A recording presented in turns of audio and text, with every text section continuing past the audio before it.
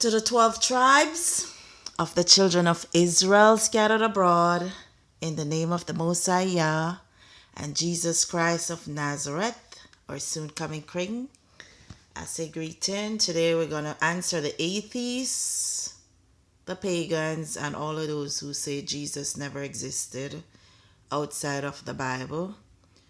And they used to say, blessed is the man that readeth, and most people don't like reading. This book is like maybe more than 1,000 pages long. This one, more than 1,000 pages. So, some of us are blessed with the gift of reading and interpretation. I'm one of them because I did history for years. And if you want additional sources, like Roman sources, the reason why they don't have a lot of writings is they were pagans. The Greeks and the Romans, Egyptians, Muslims, and so on, they were pagans. So they don't have accurate records of anything. The reason why the Hebrews have accurate records is because they got their knowledge from the Most High and the angels and the patriarchs, and they were writers. They were scribes from the beginning. Enoch, he was the seventh from Adam. He was a scribe. So you have additional books such as the book of Adam and Eve, the book of Enoch, which precede even Genesis and Moses' time, that prophesies that the Most High was going to come to earth in the form of Christ. So for additional sources like the Romans, why they don't have is they were pagans. Writing was not their strong point, or ancient manuscripts. That was not their strong point. They worship multiple deities, multiple idols. So people don't keep records of that stuff. But because the Most High wanted a righteous nation, he said, put it in a book, write it down, teach each generation. So some additional sources for Romans, you can look, and these are not Roman authors. Some of them are just historians, okay? So you have Literature of the Western World, Volume 1, The Ancient World Through the Renaissance, second edition, Brian Wilkie and James Hurt. So you have a lot of Bible stuff in that. You have Fox's Book of the Martyrs. These are the martyrs, the saints during the time of Christ. And it tells you how even us as West Indians got scattered from one corner of the earth to the other because we are descendants of the early Christians. So that's book 2.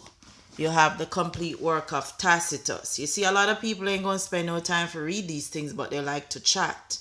Okay, so atheists, stop chatting and start reading. This is the Eusebius Ecclesiastical History 1 by Eusebius. You also have St. Jerome. I have so many books, it's just too many to list, as the Bible says. This is the complete works of Flavius Josephus, the Jewish historian. This version is by William Whiston, A.M. And when you see things written in the form of A.M., you know the Hebrews are writing it, okay? In the last days, it says a lot of false prophets are going to arise. If you look, the Muslims document a lot of misinformation about the Most High and Christ in their book. So they also knew that Jesus existed. So non-Christian sources, you have Josephus and Tacitus. Those, you see Josephus right here, his book is like 800 pages.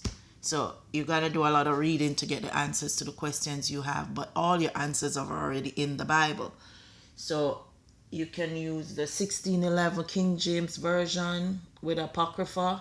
That has the history of the beginning to the end of the world. And that's the Hebrew Bible. So it says in book 18 and 20 of Antiquities of the Jews, written around AD 93 to 94, Josephus twice refers to the biblical Jesus. He also refers to James, Christ's brother. He also refers to John, Herod, all of them. So the general scholarly view holds that the longer passage known as the Testimonium Flavium most likely consists of an authentic nucleus that was subject to later Christian interpolation or forgery, which is not true because you have Eusebius confirms a lot of what Josephus wrote, and he was living at that time too. You also have the Mishnah around 200. It says it may refer to Jesus and reflect the early Jewish traditions of portraying Jesus as a sorcerer or magician.